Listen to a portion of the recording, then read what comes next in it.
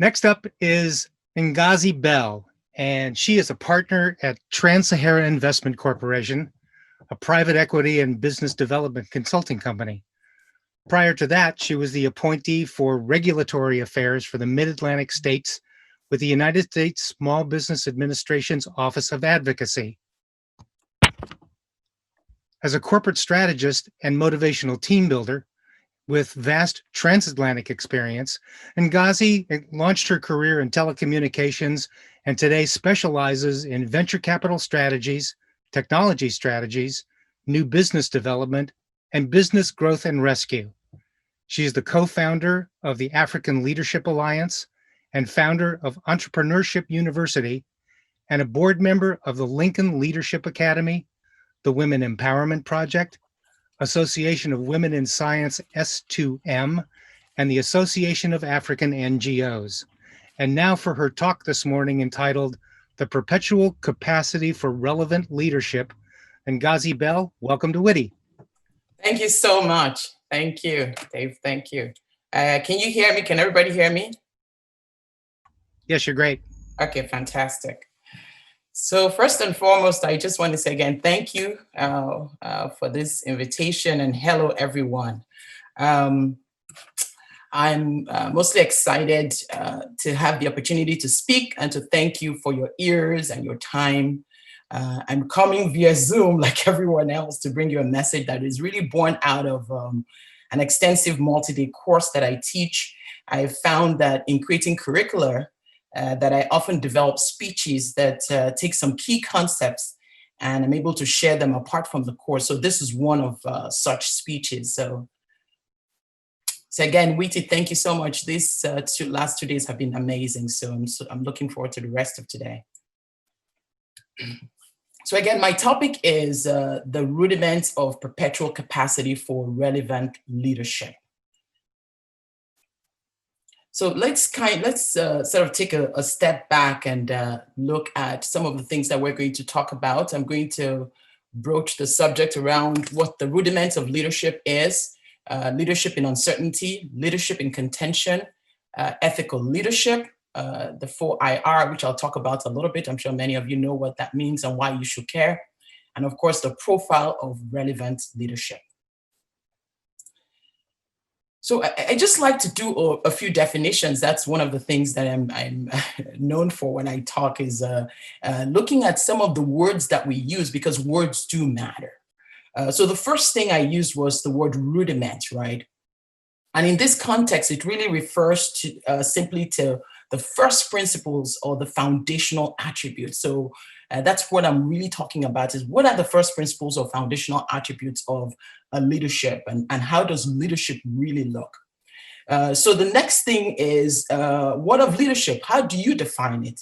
One of the things that we see is that most people know what leadership is because we can feel leadership, we can experience leadership, we can recognize leadership.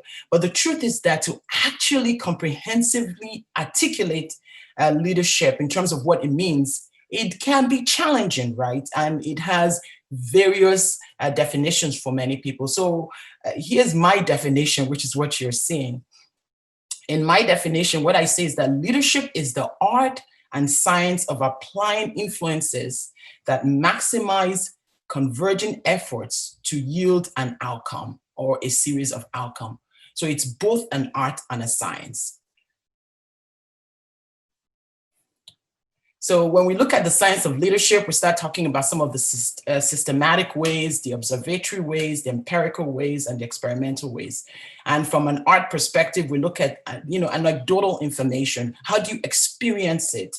How do you express it? How does leadership visually look to you? And how do you emote around leadership?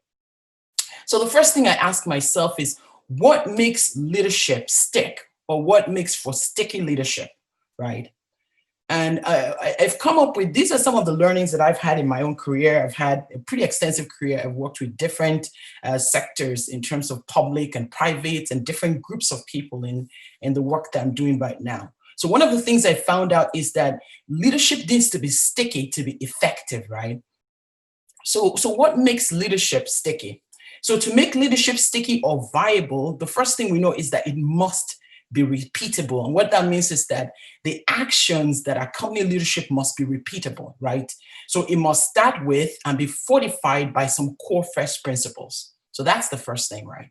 The second thing that makes leadership sticky is that it must be continuous and it must have breadth. So it must be something that we experience in large quantity, in significance. This means that its capacity must approach infinity.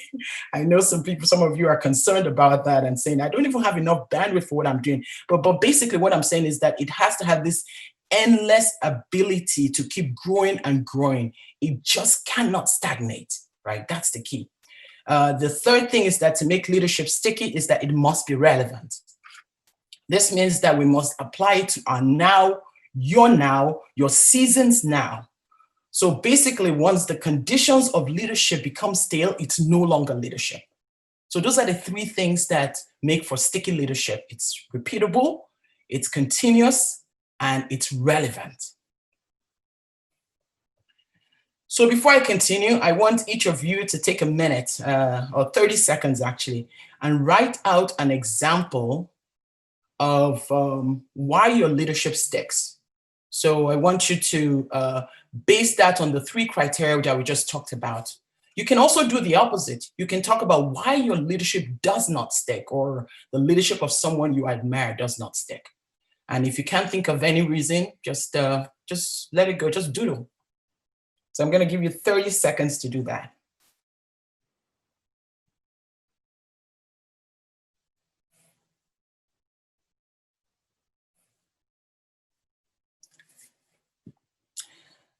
So now I'll go ahead and transition to the core of the talk, right?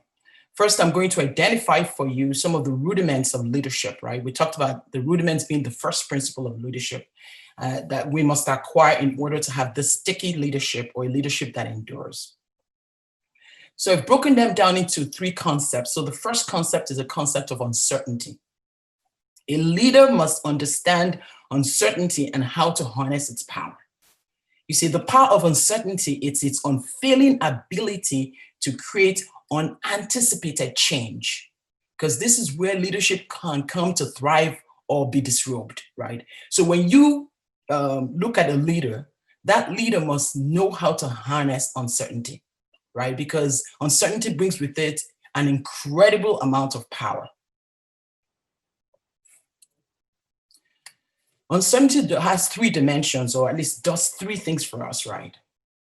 One is that it lays bare the vulnerabilities, and those vulnerabilities in turn produce resilience, right? They can produce resilience, which is power, which is the good part, or those vulnerabilities can cause disintegration or failures, or what I call a disrobement of leadership, okay? The other thing that we know, so let's unpack this a little bit, right? Let's drive this home a little bit. In 1997, so I'll give you an example of two strategic responses.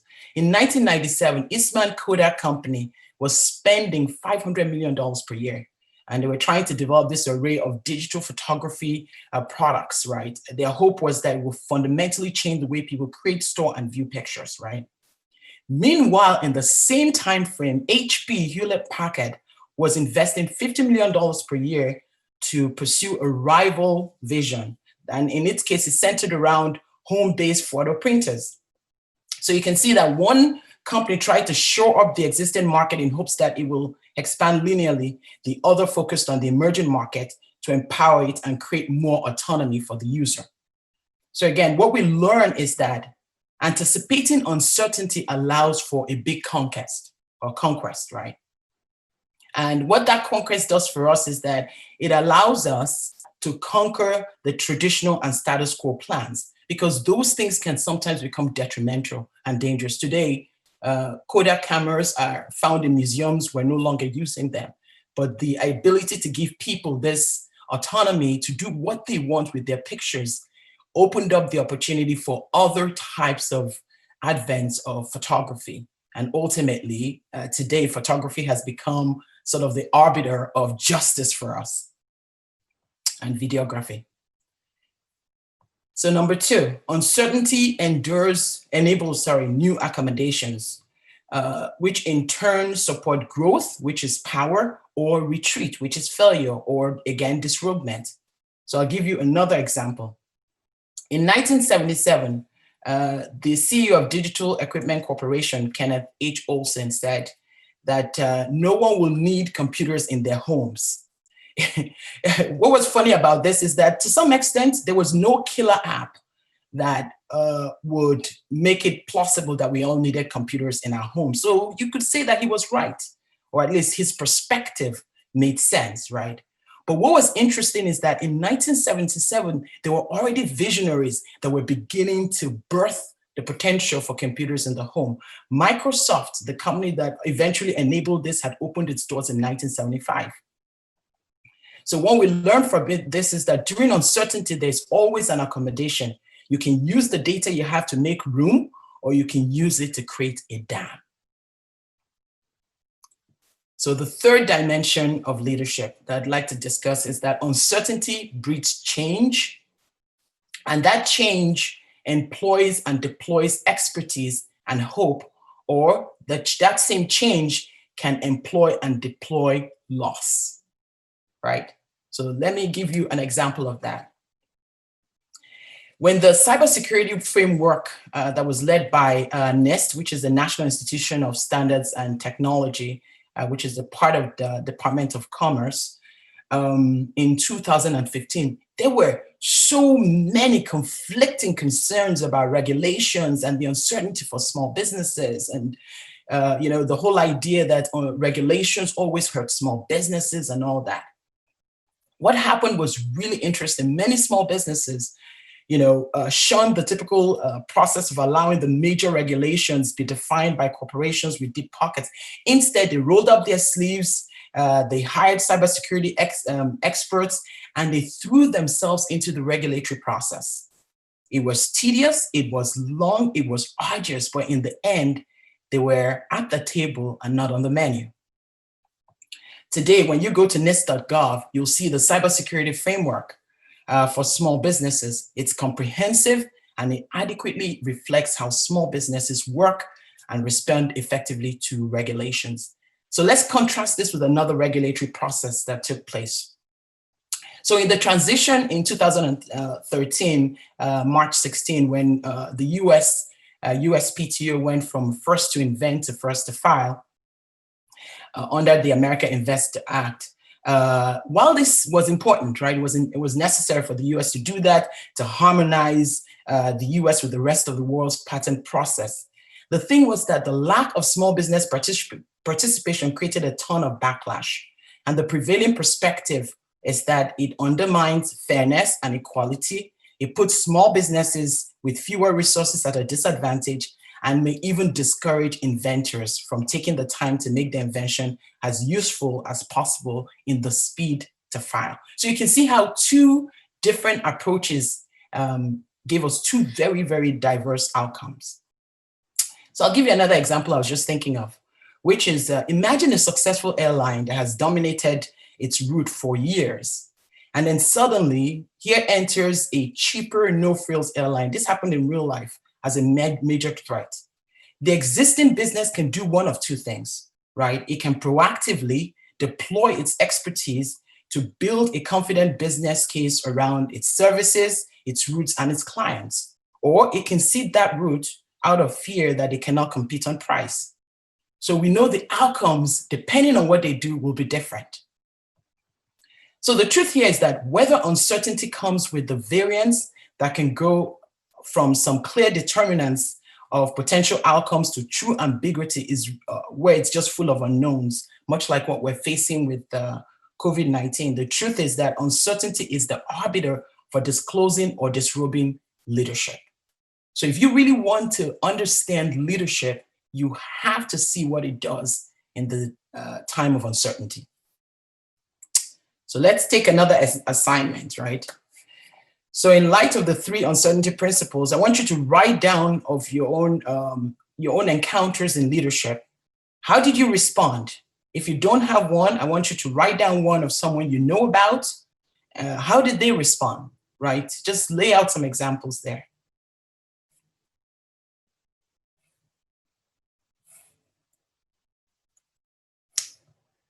So we're going to look at the rudiments of leadership concept 2, which is about contention.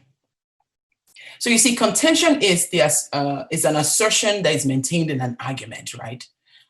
So I think today we all agree that there absolutely exists a contention of the transition from BC, and I call BC between COVID, because we're not out of it. We're sort of between it, and experts say there might be another wave, and the hope for an AC, which is the after COVID era.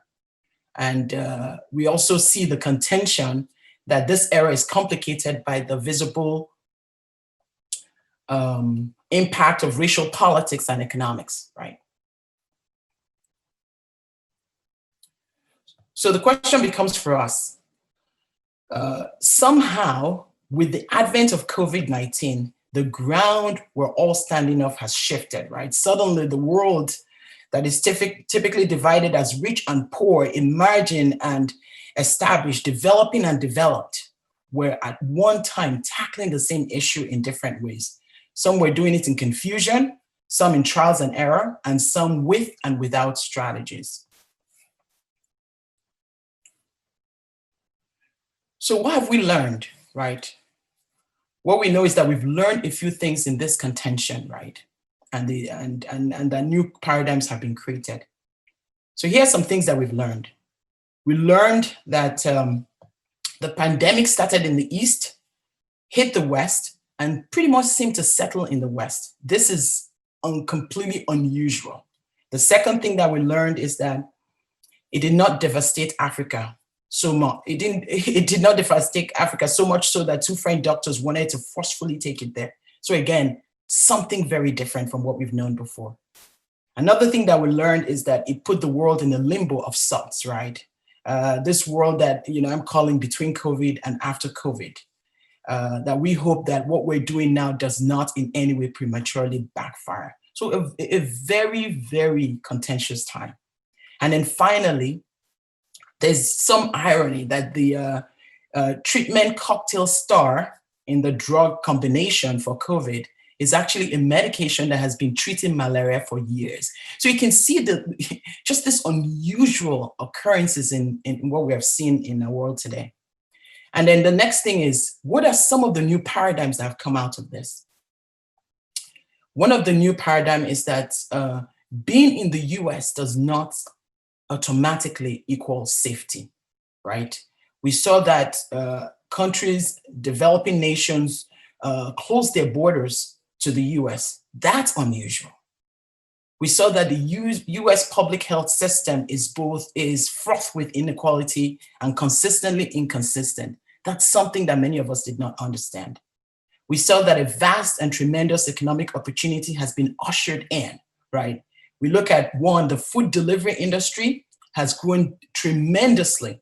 Grubhub and DoorDash have become household names. The telecommuting technology sector has developed tremendously. Telehealth and telemedicine market is now a norm. And then also the online marketplace is now the way we all do business. So one of the things we also have learned is that relevant leadership matters. That relevant leadership matters.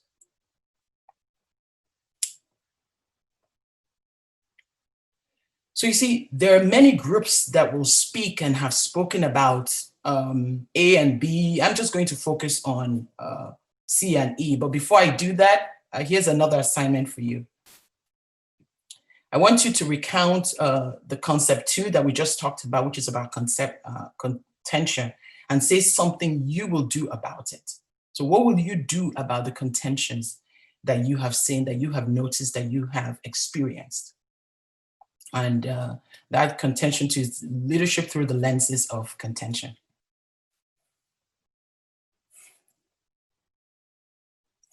So let's go to the third concept. The third concept in this rudiment of leadership is concept 3, which is the need for ethical capitalism and relevant leadership in the fourth economy. So the need for ethical capitalism and relevant leadership in the fourth economy. Okay. So as the fourth economy categorically emerges, what economic opportunities exist for relevant leadership? So let's first do a few things. Let's define what the fourth economy is. I was in another talk yesterday where someone talked eloquently about the fourth economy, and we'll explore the unraveling of the status quo to which it emerges. And then we'll also identify the demand for expertise in becoming comfortable with the uncomfortable. So we'll talk about those two things about it. So the fourth industrial revolution, or what they call 4IR, that's where we get the word. The fourth economy is an amalgamation of three prior ones, which is in agricultural, industrial, and technological.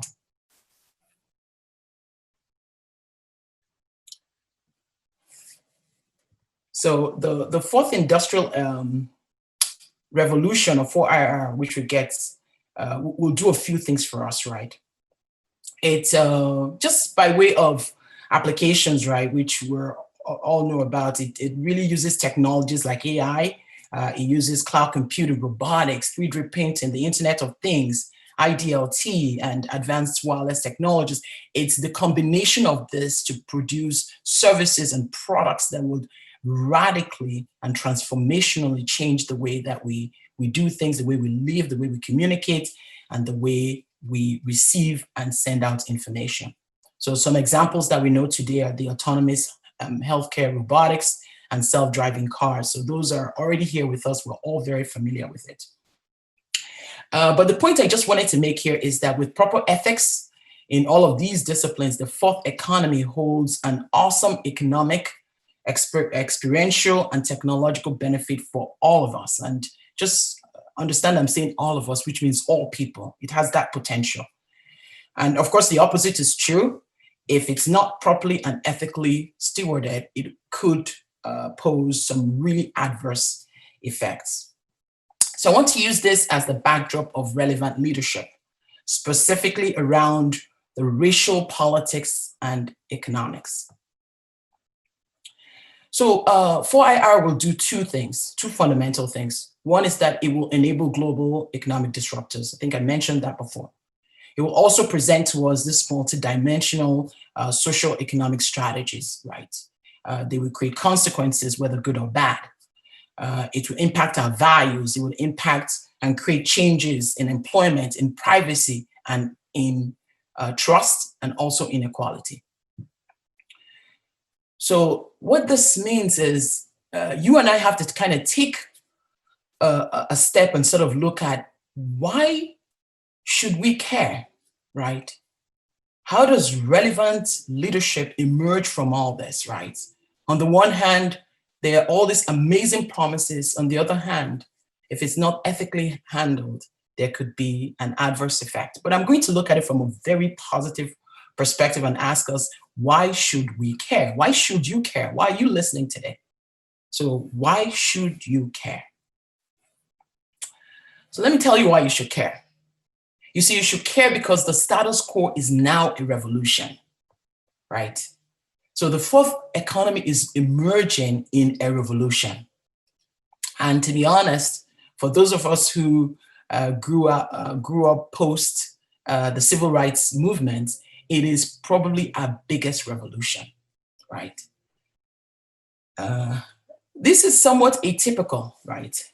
Because there are three things that are encouraging this pseudo-perfect storm of sorts, right?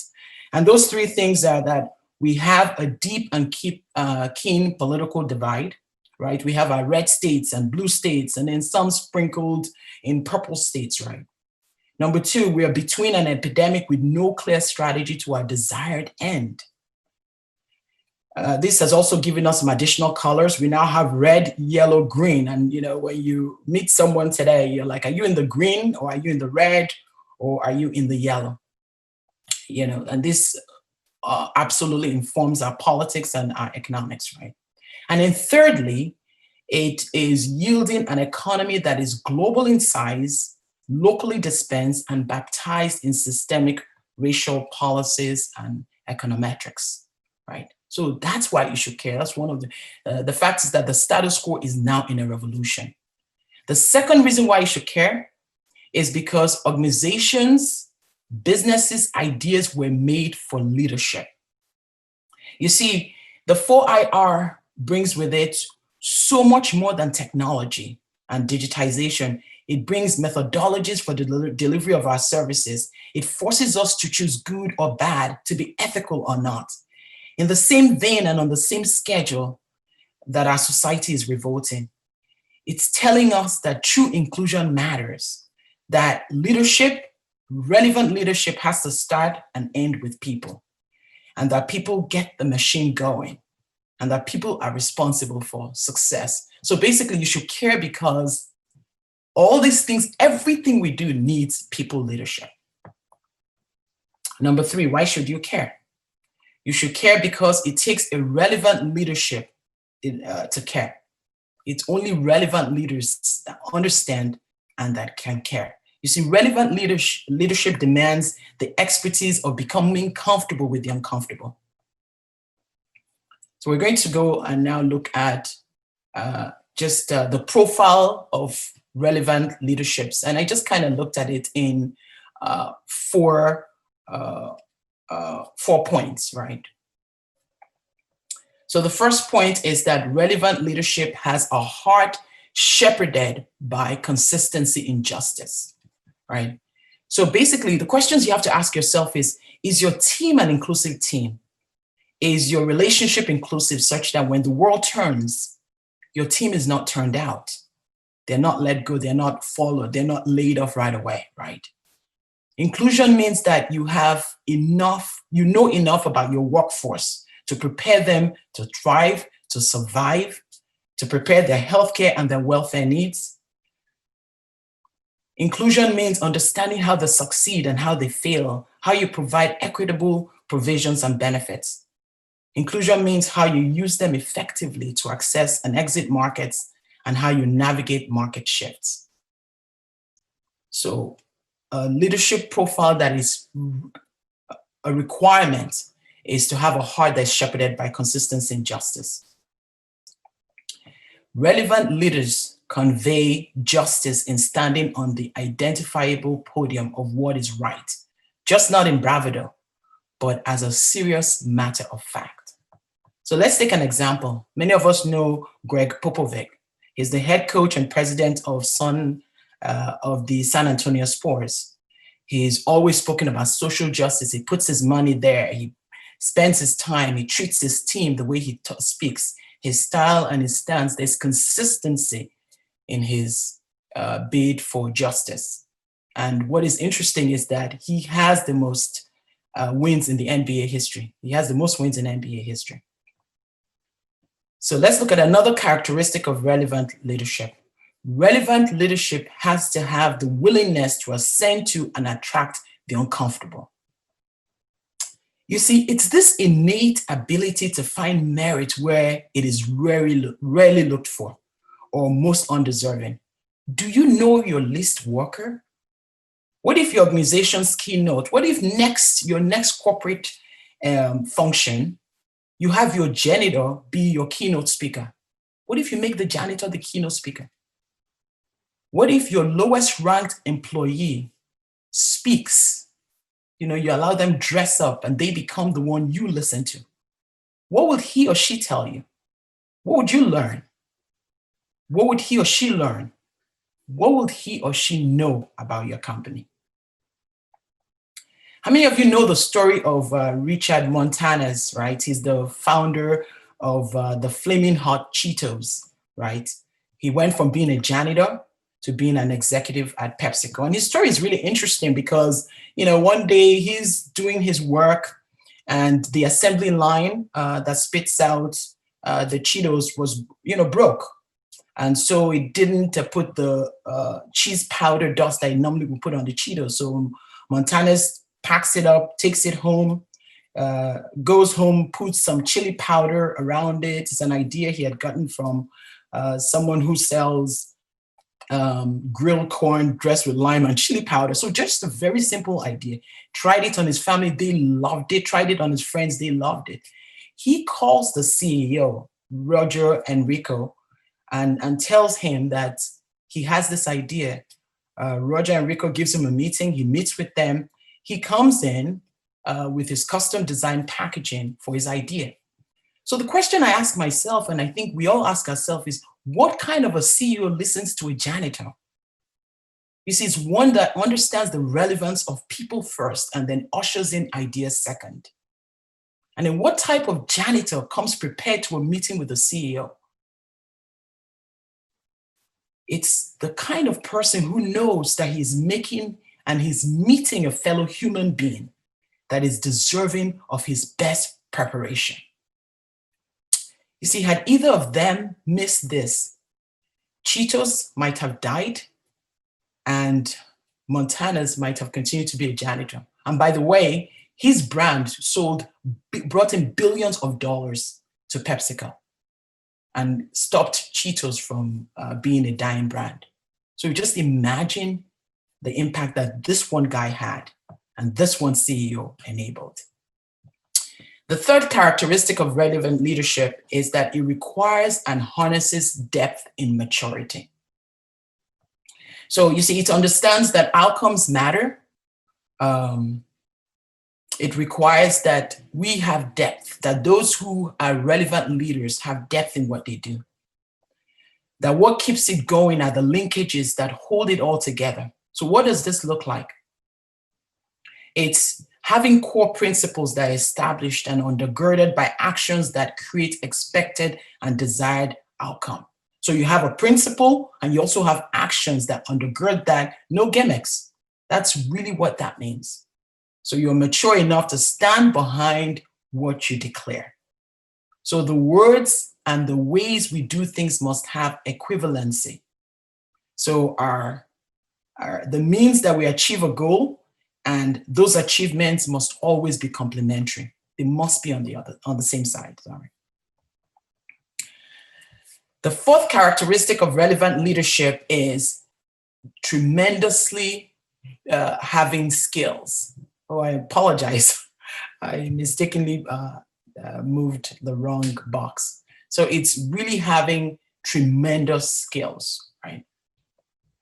So relevant leadership really thrives on skills that are honed, crafts that are well developed, consistent character, and knowing the tools of the trade. You see, it creates an environment where excellence petitions for an ever-evolving better outcome. Outcomes that are timely for the season. It is by these that it builds a currency or practice of credibility. Because with relevant leadership, you must be credible, right? Because that credibility buys you influence, right? That influence can be traded for many pathways. You can use it to cultivate internal and external partnerships. You can use it to cultivate networks, and you can use it to open doors.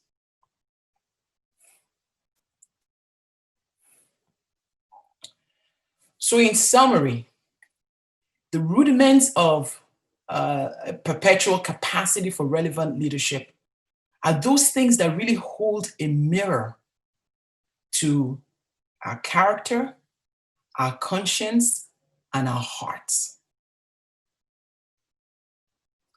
So what this does is that you and I have to ask ourselves this question. Who was I yesterday?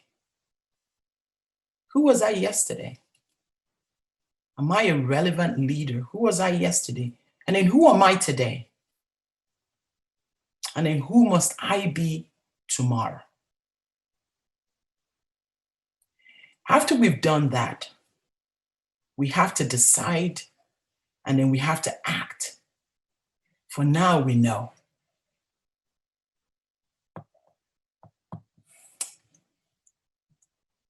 Thank you.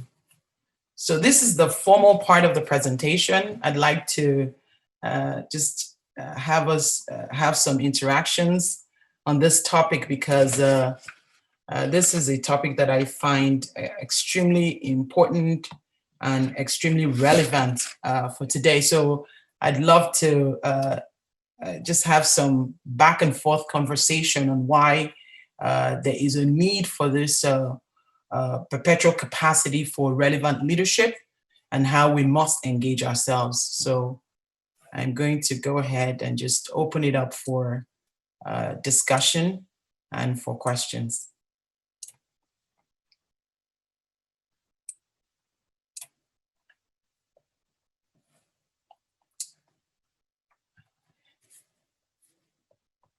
Any questions? If you would like to ask a question, please type it into the Q&A portion on the bottom and we will moderate that.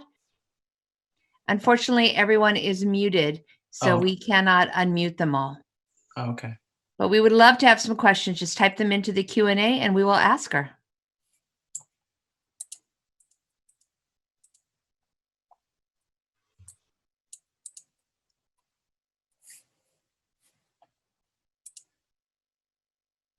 All right, our first question is, there is an African word called Ubuntu. It states, I am, because you are. This speaks of empathy. How do we build empathy? Oh, that's a great question. So how do we build empathy? So empathy is really about you identifying with the person that you empathize with, right? You understanding the stakes, or at least having a sense of the stakes of what they're going through. And I think in business or in life, the way you build empathy is to allow yourself understand, is to first check yourself in terms of what the principles of the principles that you operate by. Are you just, right? Are you understanding? Can you have the same hope that you have for yourself for another person? So I think once you can have the same hope, so when I look at myself, there's certain things I want to achieve and certain things I'm working towards. I must have the same capacity of hope for someone else as though they were myself, right? So it's really beginning to look at whether it's your business, your acquaintances, your organizations, from the lenses of saying, what I want for myself, for the most part, at least at the most rudimentary level, is what the other person wants.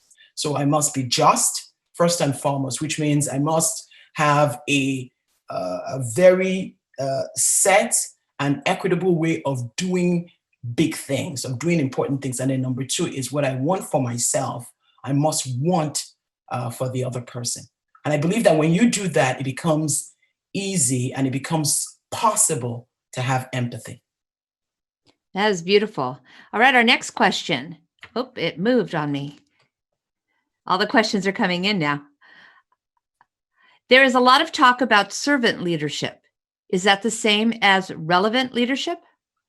Well, to some extent, right? Servant leadership, at least in the way that I see it, is you seeing yourself as in service to other people. So, for example, when we elect our officials, right, they're really ideally supposed to be servant leaders because we're giving them mandates. They're serving us. They're serving on our behalf. They're representing us.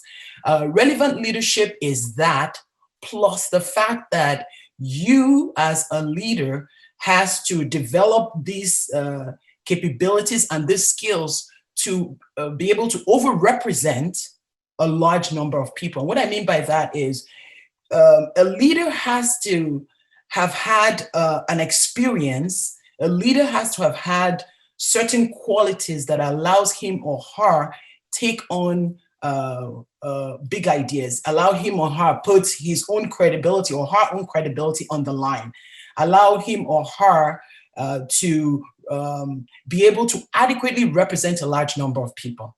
So being a leader also requires you to have the gravitas that you can put on the table. And that's why I talked about the currency of credibility.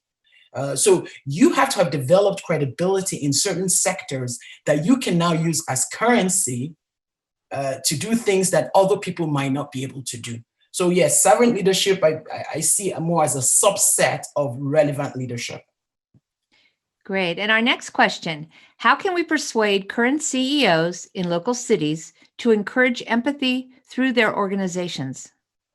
That's To be honest, I said at the end of the conversation that, or in between the conversation, that relevant leaders have to sort of mount that podium and then decide that they're going to boldly accept that responsibility with no gimmicks, right?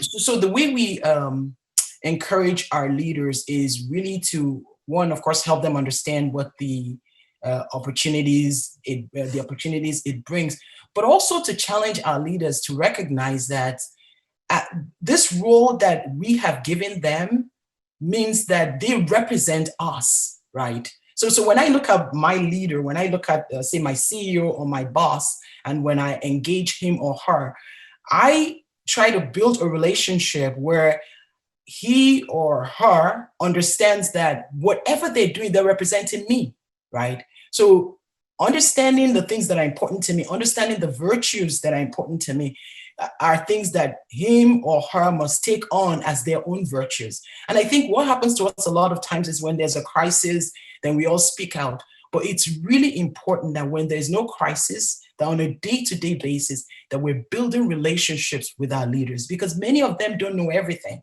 Many of them don't have the same experiences we have. The reason why you're in that company is not just to make money for the company, but also to make sure that the principles of who you are, that the power of who you are, that the opportunities you bring to the table are understood, so that they're exploited ultimately for the good of the business. When you do that, you also educate.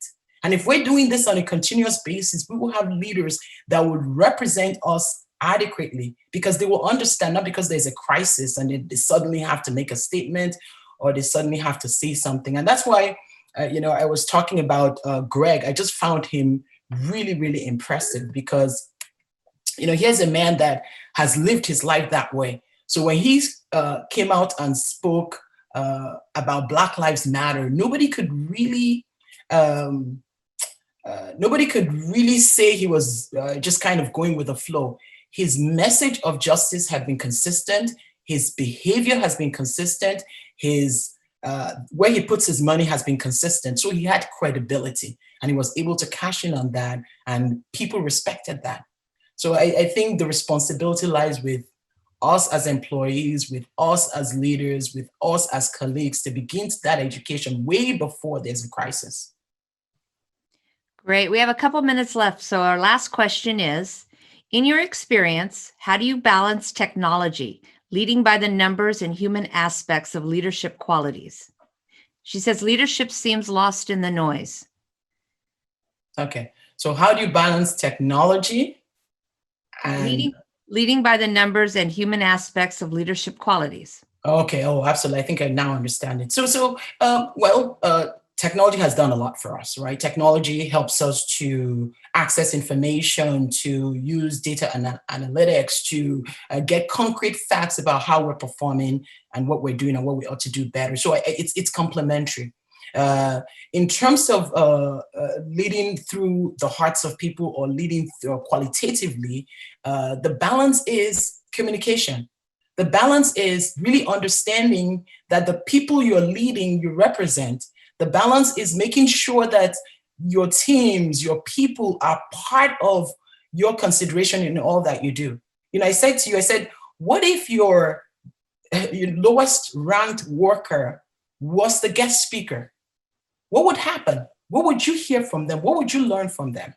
So it's making sure that you as a leader communicates, acts, empowers all those who work for you, not just a subset, all of it. Because quite honestly, I don't know about many of you, but when I was growing up, if you came home with 70%, even now with our children, if you come home with 70%, most of us are not excited. I mean, sometimes we should be happy, but we're not excited, right? It's not a good grade.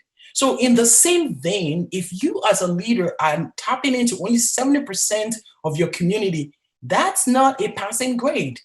You have to make every effort to take advantage of 100% of your community so that you can get the best out of them and get the best for your company. You're paying for it.